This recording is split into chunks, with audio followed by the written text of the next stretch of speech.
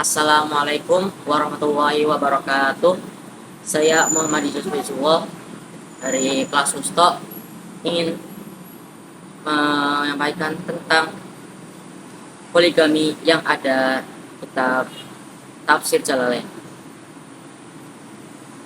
Jadi beberapa tahun terakhir pro kontra poligami merebak kembali di negeri ini, terutama dipicu oleh praktik poligami.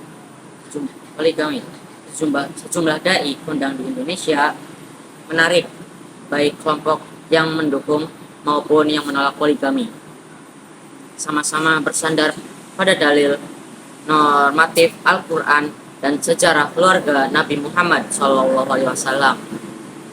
Jika ulama yang satu mengutip suatu ayat untuk membolehkan poligami secara mutlak, maka datanglah ulama lain juga membawa ayat yang sama untuk menolak poligami. Tatkala satu tafsir yang menoleransi poligami didatangkan, maka pada saat yang bersamaan dihadirkan pula tafsir yang lain memustahilkan poligami. Ayat yang sering dikutip sebagai dalil kebolehan poligami adalah Al-Quran Surah An-Nisa ayat 3 yang berbunyi Bismillahirrahmanirrahim, wa in khiftum alla tuqsitu fil yatama fankihu ma qabalakum minan nisa'i masna wa thulatha wa ruba'a wa in khiftum alla ta'dilu fawahidatan aw ma malakat aymanukum dzalika adna alla ta'ulu, yang artinya, jika kamu, para pengasuh anak-anak yatim, khawatir tidak bisa bertindak adil manakala kamu ingin mengawini mereka, maka nikahilah perempuan-perempuan yang kamu senangi dari perempuan-perempuan lain sebanyak 2, 3, atau 4. Lalu jika kamu takut tidak dapat berlaku adil, maka seorang saja atau budak-budak yang kamu miliki. Yang demikian itu lebih dekat kepada tidak berbuat aniaya. Ayat itu diberi pemahaman lain oleh kelompok yang kontra poligami, bahwa betapa tidak mungkinnya seorang laki-laki berbuat adil kepada banyak istri. Dengan demikian, ayat itu menurut kelompok yang kontra justru bukan untuk membolehkan poligami, melainkan untuk menegaskan ketidakmungkinan berpoligami untuk mengukuhkan argumennya. Pihak yang kontra poligami mengutip ayat lain, yaitu surat An-Nisa ayat 129 yang berbunyi Bismillahirrahmanirrahim, wala tastati'u ta'dilu bainan nisa'i walau harastum fala tamilu kullal maili fatadaruha kal mu'allaqati wa in tuslihu wa tattaqu fa innallaha kana ghafurur rahim, yang artinya, dan kamu sekali-kali tidak akan dapat berlaku adil di antara istri-istri kamu, walaupun kamu sangat ingin berbuat demikian. Karena itu janganlah kamu terlalu cenderung kepada yang kamu cintai, sehingga kamu membiarkan yang lain terkatung-katung. Ayat itu yang kerap menjadi titik pijak ulama dalam membicarakan poligami dalam perspektif Islam. Studi ini menelisik argumen yang dipakai ulama untuk menerima poligami secara mutlak dan menerima poligami dengan sejumlah persyaratan. Bahkan sampai ke kelompok yang menolak poligami secara mutlak. Dalam konteks ini penting ditelaah secara kategoris pandangan ulama klasik dan ulama modern perihal poligami. Ini penting dicermati sebab ulama klasik hidup pada era keterbelakangan kaum perempuan, sementara ulama modern hidup di era di mana kebangkitan perempuan yang menuntut kesetaraan dan keadilan gender telah menjadi isu dunia. Namun, sebelum mengulas pandangan ulama itu, penting juga menelaah asbabul nuzul ayat Quran An-Nisa ayat 3.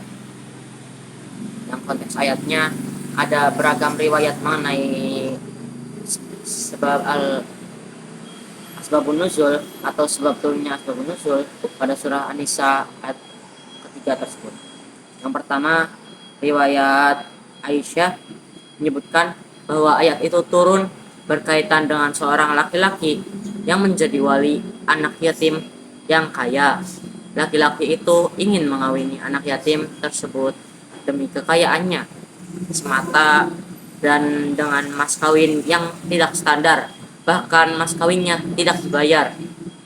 Tidak jarang setelah menikah, perempuan yatim tersebut kerap mendapat perlakuan yang tidak wajar.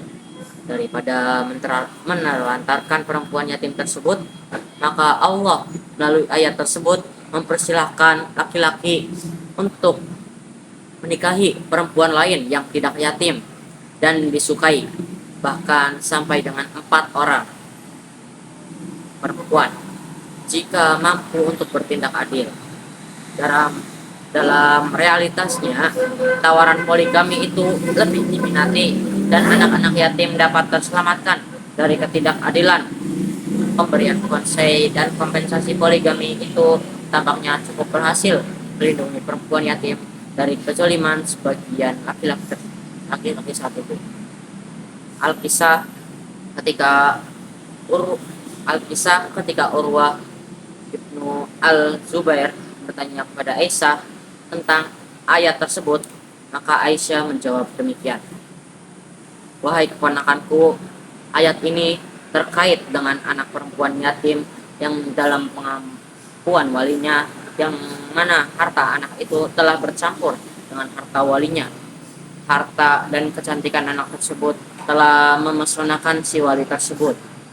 Lalu dia bermaksud untuk menikahi anak perempuan tersebut dengan tidak membayar mahar itu secara adil, sebagaimana membayar mahar perempuan lain. Dengan alasan itu, dia dilarang untuk menikahi anak perempuan tersebut kecuali jika dia membayar mas kawinnya secara adil, sebagaimana mas kawin perempuan lain. Jika tidak demikian, maka dia dianjurkan untuk menikahi perempuan lain saja.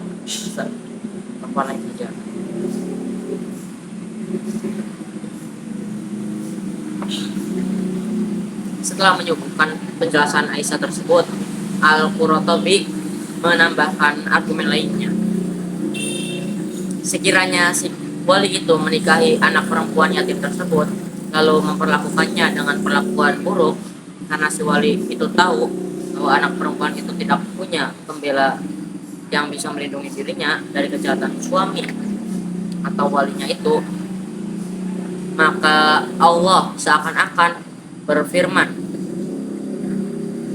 jika kalian sudah yakin akan berbuat zalim kepada anak-anak perempuan yatim ketika dinikahi, maka nikahilah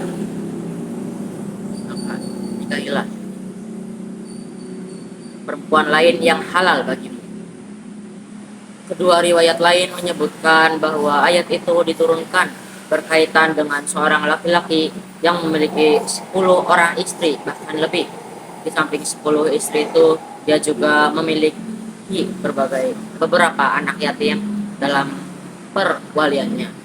Dikisahkan bahwa laki-laki tersebut kerap mengambil kekayaan anak yatim yang di bawah perwaliannya itu untuk kepentingan memberikan nafkah kepada istri-istrinya yang banyak itu.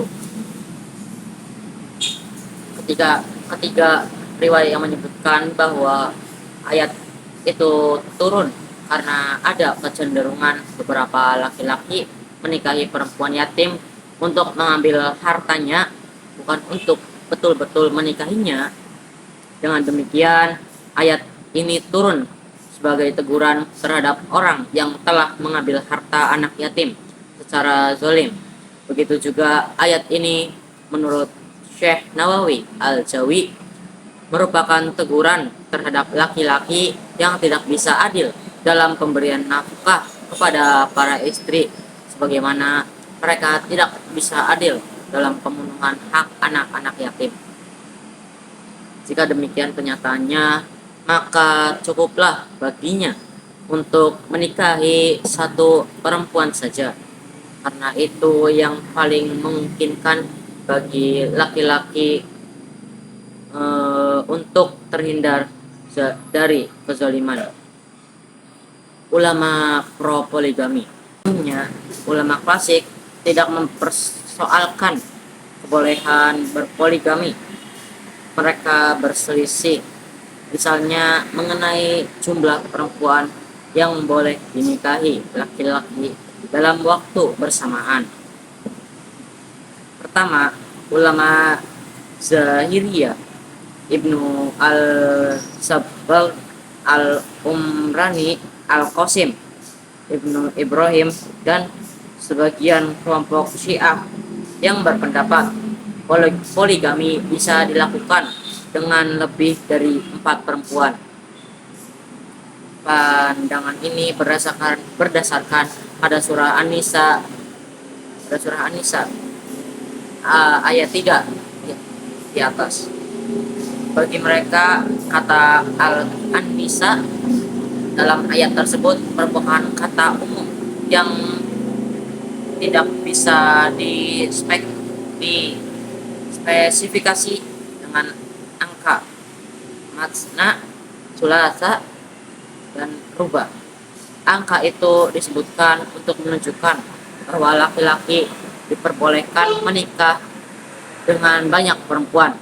Karena itu, jika ada hadis ahad yang membatasi jumlah perempuan yang boleh dinikahi menjadi 4, itu tidak bisa diterima, sebab hukum Al-Quran tidak bisa dibatalkan oleh hadis ahad.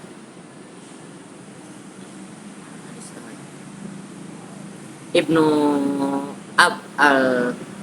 Al-Bar menambahkan bahwa hadis yang membatasi pernikahan dengan 4 perempuan itu mengandung cacat, walaupun ia diriwayatkan dari berbagai jalur.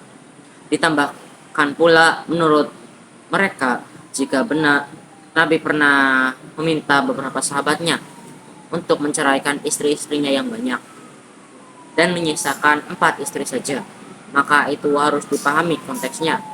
Boleh jadi menurut mereka Nabi meminta menceraikan itu karena ada sebab syar'i, misalnya karena ada hubungan nasab dan hubungan susunan yang menjadi penghalang untuk menikahi perempuan-perempuan itu.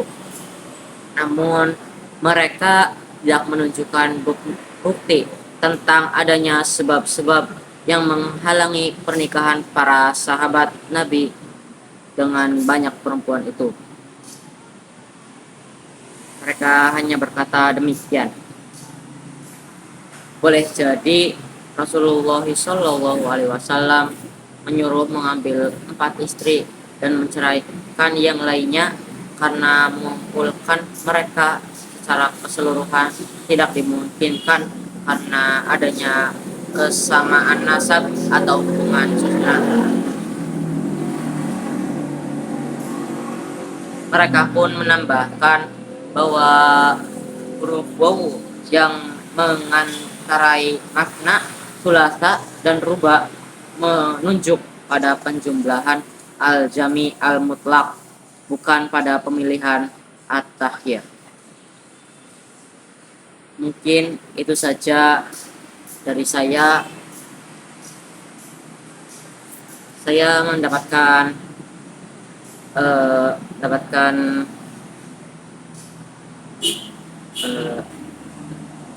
ini dari Universitas Islam UIN Syarif Hidayatullah Jakarta. Mungkin itu saja. Wassalamualaikum warahmatullahi wabarakatuh.